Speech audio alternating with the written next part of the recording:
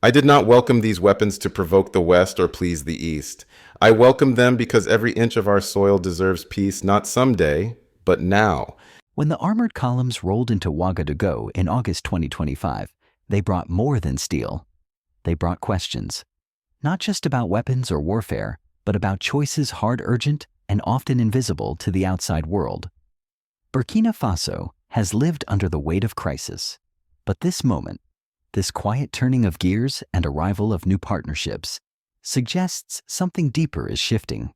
For decades, security came dressed in foreign uniforms and spoke with distant accents. Now the tools are new. The alignments are different. The stakes are unchanged. Why now? Why China?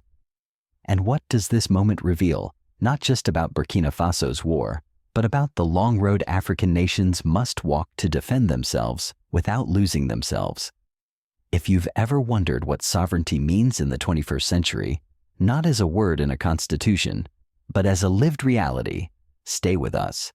Because what you're about to hear won't make the evening news, but it may shape the next chapter of Africa's story. For much of the last decade, Burkina Faso has stood at a crossroads few would envy. Once a quiet landlocked nation in West Africa, it has become a front line in one of the world's most complex security struggles. Armed insurgencies have swept across the Sahel, leaving scorched villages, fractured communities, and more than 2 million people displaced. Burkina Faso's armed forces, stretched thin across vast and unforgiving terrain, were often outpaced by adversaries, using low-tech tactics with high impact. Attacks came by motorbike faded into the bush and returned before security forces could respond. Old pickup trucks, decades-old equipment, and inconsistent support left soldiers carrying a burden heavier than any rifle. In the early years, the international community stepped in, largely led by former colonial powers and long-standing Western partners. Training programs, intelligence support, and limited equipment flowed in, but expectations soon outpaced deliveries. The needs of a nation under daily threat could not wait for long procurement cycles or carefully conditioned aid. By 2022, public frustration had reached a tipping point. Protests filled the streets of Ouagadougou. The call was not simply for better weapons. It was for dignity, for a sense that Burkina Faso's sovereignty, its ability to protect its people, its villages, its future, did not depend on outside timelines or approvals. Into that moment of urgency stepped new players. China, among others, offered what the West increasingly could not: rapid delivery, fewer political caveats, and a different model of engagement. For a government confronting insurgency on multiple fronts, it was not a rejection of past partnerships, but a recalibration. This is the deeper context behind those convoys of modern weaponry. They did not arrive in a vacuum. They arrived after years of unmet needs, shifting alliances, and a growing demand not just for arms, but for autonomy. The question now is not who gave what. It is what these choices will mean for the people who live with their consequences. It happened without ceremony, but not without notice. In August 2025, the quiet hum of Ouagadougou was pierced by the low thunder of engines. Through the gates of key military installations rolled convoys of freshly painted armored vehicles, rocket launchers, and advanced artillery systems, most of them built not in Europe or the United States, but in China. For the average citizen, it was a rare sight. These weren't refurbished vehicles or modified carriers. They were new, gleaming, and designed for modern combat. Observers captured video clips, stabilized 30mm autocannons, hybrid mortar systems, modular rocket launchers, all painted in desert and jungle camouflage. Soldiers stood beside them not just for security, but with pride. The message was clear. This was no longer an army waiting on promises. This was an army preparing for tomorrow. At the center of the shipment was the VN-22B, a six-wheeled armored support vehicle built to take direct hits and deliver accurate fire on the move. For years, Burkina Faso's troops had relied on repurposed civilian trucks, often unarmored and ill-suited for the ambush-heavy terrain of the Sahel. The VN-22B changed the equation. Its stabilized weapon systems, high-speed mobility, and defensive armor offered a new kind of battlefield resilience, one designed not just to survive, but to adapt. Beside it came the PLL-005, a 120mm gun mortar hybrid. Mounted on an armored chassis, it could fire indirectly like a traditional mortar or shift into direct fire mode when engagements moved closer. For commanders used to choosing between protection and flexibility, this system offered both. In a war defined by mobility and unpredictability, such dual-use tools matter. And perhaps most symbolically, the SR-5 rocket system arrived capable of delivering precision-guided munitions at distances up to 70 kilometers. For the first time in its modern history, Burkina Faso gained the capacity to reach militant strongholds beyond the front line, deep into territory that had long been considered unreachable. It wasn't just a tactical shift, it was psychological. The idea that no hideout was truly safe changed how the conflict was understood by both sides.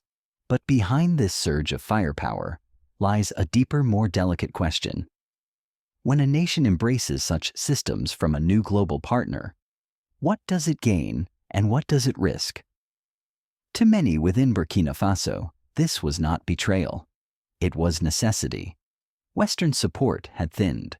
France, once the region's primary security provider, had withdrawn its forces following mounting regional discontent. The United States maintained intelligence links, but provided limited equipment often delayed and subject to governance benchmarks. Meanwhile, the conflict raged on. China offered something different. Not just weapons, but delivery. Not just contracts, but presence. The August shipment was not the first. It followed earlier transfers of armored personnel carriers, logistics trucks, and mine-resistant vehicles. But this one was different in scale, in visibility, and in symbolism. It was not discreet, it was displayed, and that visibility matters. To many Burkinabe citizens, particularly those in conflict-affected areas, the sight of modern vehicles and the sound of engines brought a renewed sense of seriousness that the state was finally investing in its own survival, and by extension, in theirs. And yet others asked quieter questions. What are the terms of this delivery? How are these systems being paid for? What role, if any, will foreign advisors play in their deployment? The government has not made the full details public, but analysts suggest that the arms package may have been structured using deferred payments or resource-backed agreements, likely tied to future gold revenues, given Burkina Faso's position as a leading producer. This model, used elsewhere on the continent, allows countries in financial distress to acquire immediate capacity without straining national budgets. But it also ties military procurement to long-term resource flows, raising concerns about economic flexibility in the future. Still, for many in the capital, the question wasn't at what cost, but what took so long. For years, the men and women of Burkina Faso's security forces operated under duress, short on ammunition transport and even basic supplies. They faced a fluid, fast-moving enemy that relied on the very terrain they were tasked to protect. Each time a convoy was ambushed or a village was overrun, the public's confidence frayed. The arrival of advanced systems, no matter their origin, became not just a military upgrade, but a statement of intent. But the weapons alone do not win wars. Integrating these new platforms will require deep training, supply chain management, and clear doctrines. Mistakes could be costly. Misuse could undermine public trust.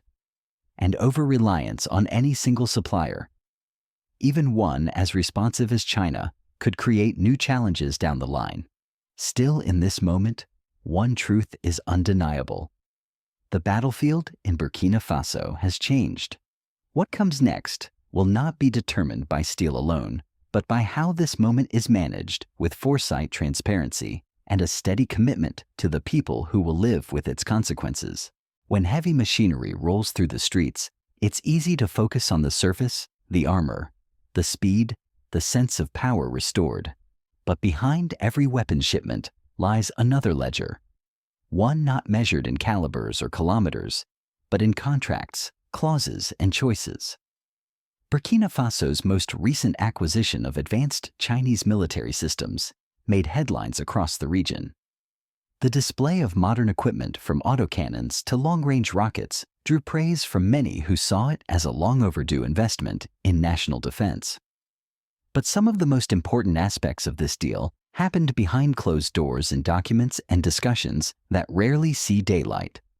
Unlike Western military assistance, which often arrives through grants, donations, or subsidized financing, tied to political benchmarks, China's model is different. It is direct, it is transactional, and it often depends on creative forms of repayment. In countries like Angola and the Democratic Republic of Congo, infrastructure and military support were secured through what economists call resource-backed loans. Gold, oil, copper commodities became currency. In Burkina Faso, gold is the most likely pillar of the arrangement. With one of the richest gold belts in West Africa, Burkina Faso's reserves are a critical asset. Over the past decade, gold has become its primary export and a key source of foreign exchange. Observers believe that Ouagadougou's recent arms procurement was not funded through standard budgetary allocations, but rather through forward-pledged gold revenues, a type of collateral arrangement where future earnings are used to pay for today's deliveries.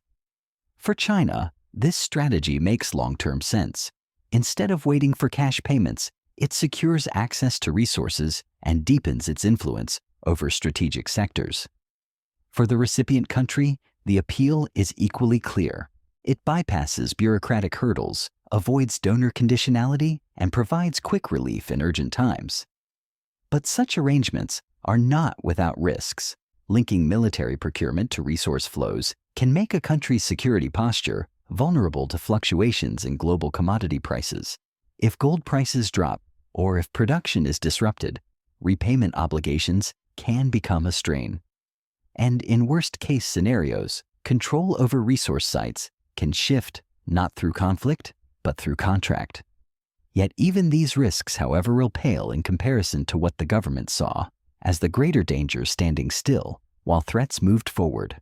Still, transparency remains an open concern. To date, few details have been publicly shared about the terms of repayment oversight mechanisms, or whether parliamentary review was involved. For a nation that has repeatedly called for sovereignty and accountability, these are not small omissions. They matter not because the decision to seek arms is in question, but because the process by which those arms are acquired reflects the long-term health of any republic. The challenge, then, is not the acquisition itself. It is the need to balance urgency with responsibility. Military capacity must grow, but not at the cost of economic independence. Security must be restored, but not through pathways that create new, subtler forms of dependency. To be fair, Burkina Faso is not placing all its trust in a single partner. In recent months, the government has pursued drone technology from Turkey light armored vehicle deals with Egypt and discussions on local manufacturing of security equipment. This diversification strategy, sometimes called strategic hedging, is both wise and necessary. It sends a message that no one country, no matter how supportive, holds a monopoly on Burkina Faso's future. Still, the Chinese package remains the most visible and significant. It includes not just equipment, but training, maintenance support, and logistical integration. In practice, this means that Burkina Faso's military infrastructure is becoming increasingly aligned with Chinese systems, from spare parts to software. As time passes, switching providers becomes not just expensive but technically difficult. This is where deeper questions begin to form. If Chinese technicians are needed to maintain rocket systems, what happens in a crisis? If command systems rely on software developed abroad, what happens if relations sour? If repayment terms stretch over decades, what happens when leadership changes? These are not questions of paranoia. They are questions of prudence.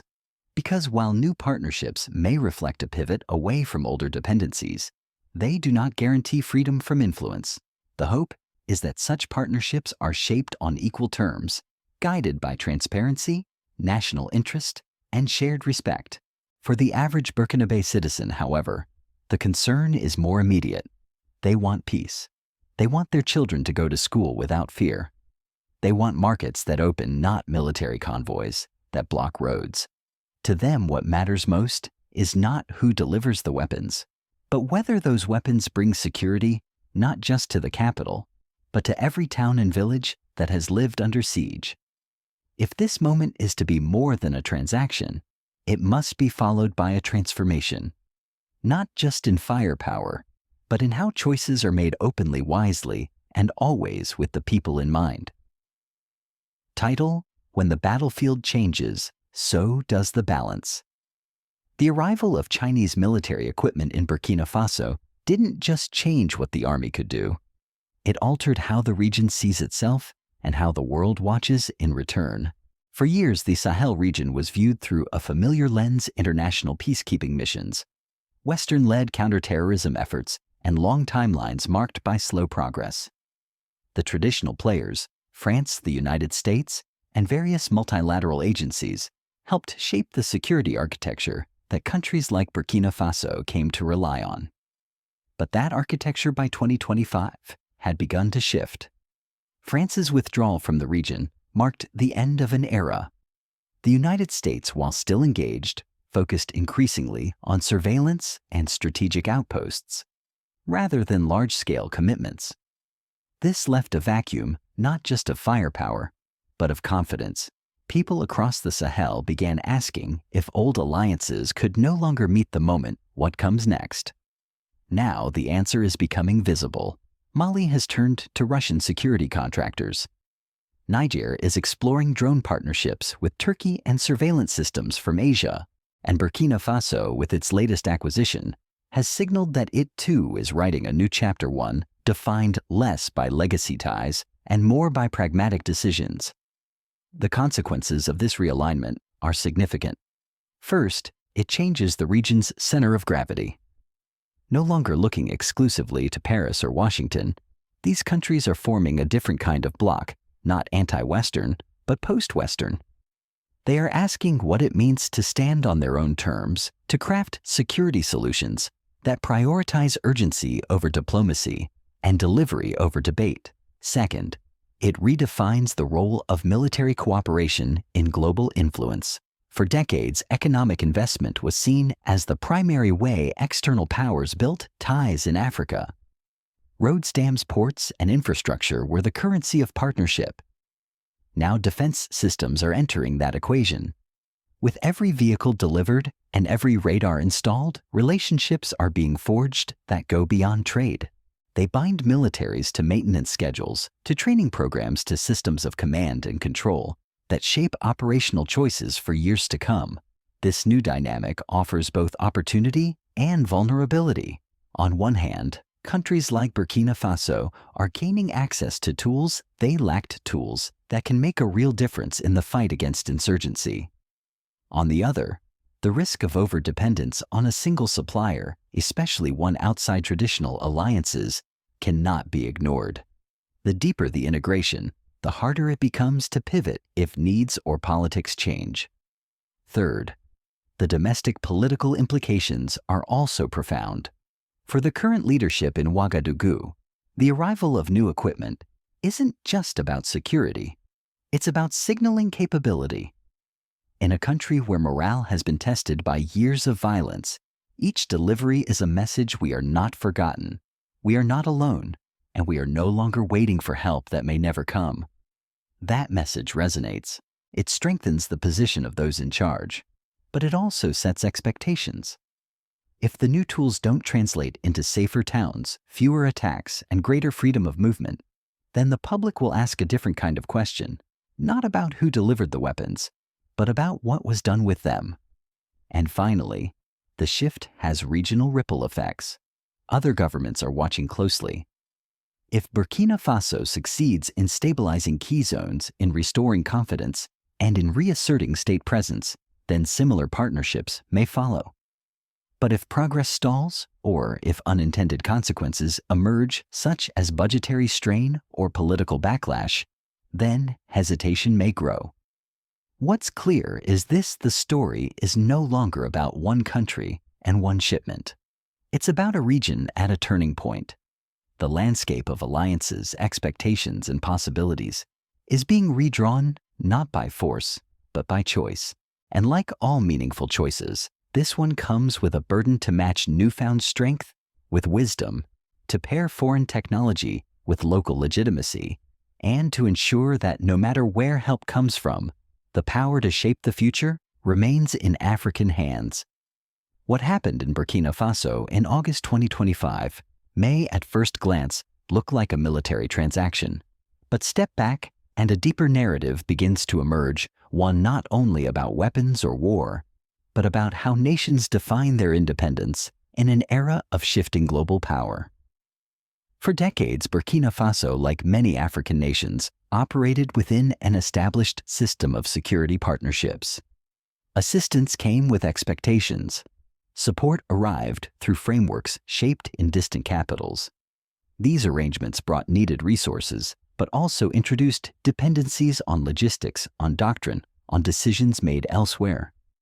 The delivery of advanced military equipment from China signals a break from that pattern, not a complete rupture, but a recalibration. At its core, this shift represents a strategic experiment. Can a state reclaim initiative secure its borders and modernize its defense while avoiding entanglement in a new kind of over-reliance? The challenge is balancing sovereignty with connectivity. Burkina Faso's leadership made a choice. Faced with persistent threats and limited support from traditional partners, it turned toward a different model, one that offered speed over scrutiny and action over assurance. In doing so, it stepped into a global debate about what post-colonial agency truly looks like. This isn't about East versus West. It's about reshaping the terms of engagement. China's defense partnerships are not shaped by historical obligations or ideological alignments. Instead, they operate on principles of mutual interest and minimal interference. For governments under pressure, that approach is appealing.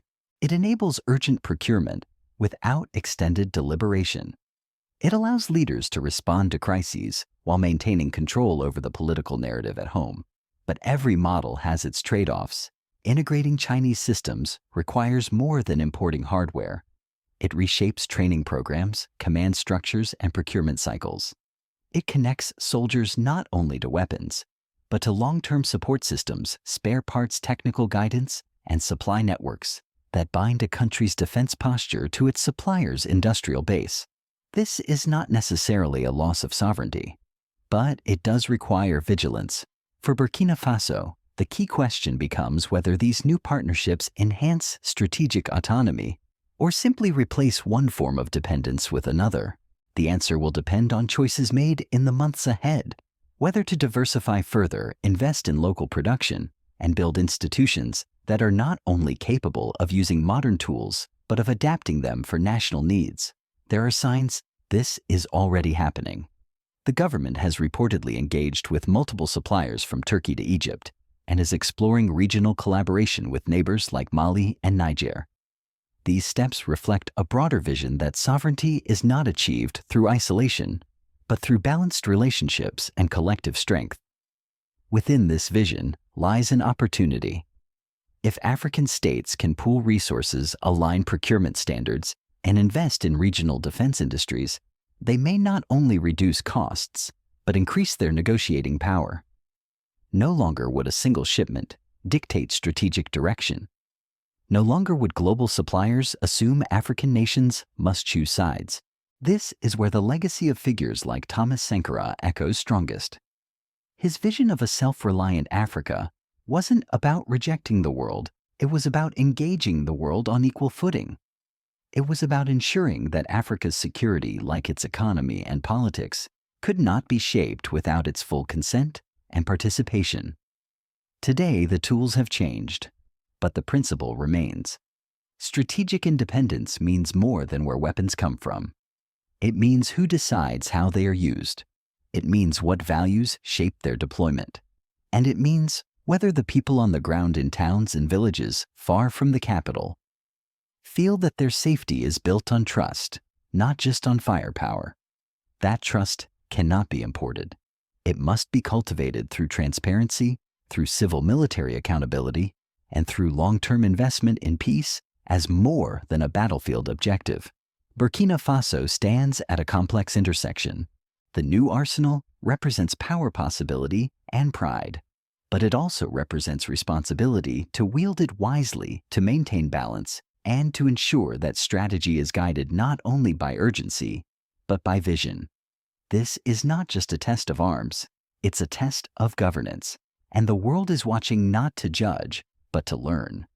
Because if Burkina Faso succeeds in building a security model that is both resilient and autonomous, it will offer a template not just for its neighbors, but for a continent long underestimated and now more than ever rewriting its role in the global order. We often think of power as something distant, measured in missiles, in alliances, and high-level negotiations. But true power, the kind that endures, begins in something quieter, the ability to choose with clarity, to act not out of desperation, but from purpose. Burkina Faso has made its choice not because it sought a new dependency, but because it refused to remain vulnerable. In doing so, it joined a larger conversation across Africa about how nations can meet their challenges without surrendering their future. But this moment belongs to more than governments. It belongs to every teacher trying to keep a school open despite threats, to every farmer planning despite the fear of attack, to every soldier who stands guard, not for politics, but for people. These are the real guardians of sovereignty. And for those watching from afar, from the United States, from Europe, from across the global South, the question is not whether to approve or oppose. The question is, what would you do if your nation stood at the edge of survival? Would you wait or would you act? Because sovereignty, in the end, is not a gift given. It is a responsibility carried. If you still believe in justice, not just for one country, but for all, then stay with us. Because the story unfolding in Burkina Faso is not just about Africa. It's about the future we all share.